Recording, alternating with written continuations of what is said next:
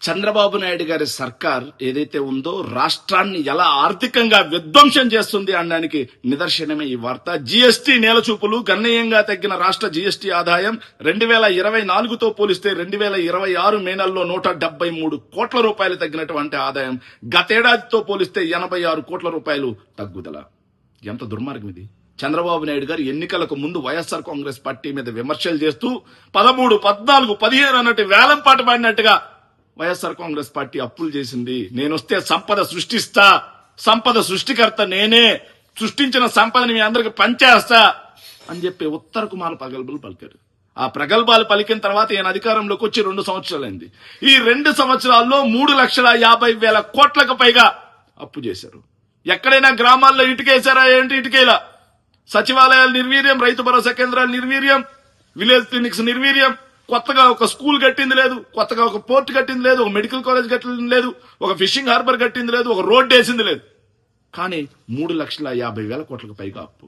ఇవి కాలం అన్నట్టు జగన్మోహన్ రెడ్డి గారు ప్రభుత్వ హయాంలో ఇస్తున్నటువంటి చేయూత, ఆసరా లాంటి పథకాలు మొత్తం కోసేశారు. సంక్షేమం అనే మాటే ఊసలేదు. ఆయన ఇచ్చినటువంటి సూపర్ 6 హామీలకి దిక్కు లేదు. ఆడబిడ్డ నిధులు లేవు, నిరుద్యోగ వృత్తి లేదు, 50 సంవత్సరాలు దాటినటువంటి వాళ్ళకి బీసీ, ఎస్సీ, ఎస్టీ, మైనార్టీలకి పెన్షన్లు లేవు.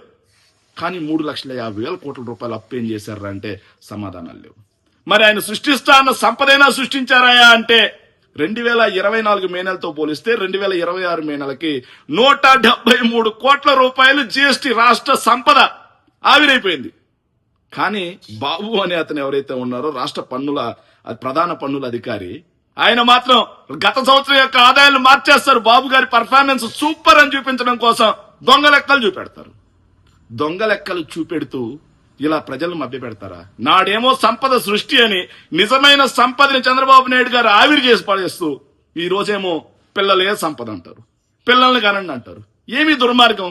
ఒకవైపు రాష్ట్రం మీద అప్పుల మోత మోగించేస్తూ, మరోవైపు రాష్ట్ర ఆర్థిక విధ్వంసానికి పాల్పడుతూ, రాష్ట్ర ఆర్థిక చక్రాన్ని విచ్ఛిన్నం చేసి పడేసి, ఇంత దుర్మార్గంగా రాష్ట్రాన్ని ఊబిలోకి దోచేస్తూ, ఇంకా నేను సంపద సృష్టికర్తని, రాష్ట్రం కోసం పాటుపడుతున్నానని చెప్పేసి ప్రజాధనంతో బహిరంగంగా ప్రజాధనాన్ని వృధా చేస్తూ, దుబారా చేస్తూ, అన్ని చోట్ల తిరుగుతూ అబద్ధాలు ఆడుతున్నటువంటి చంద్రబాబు నాయుడు గారు క్షమార్హుడా అనేది కూడా ప్రజలు ఆలోచన చేయాలి.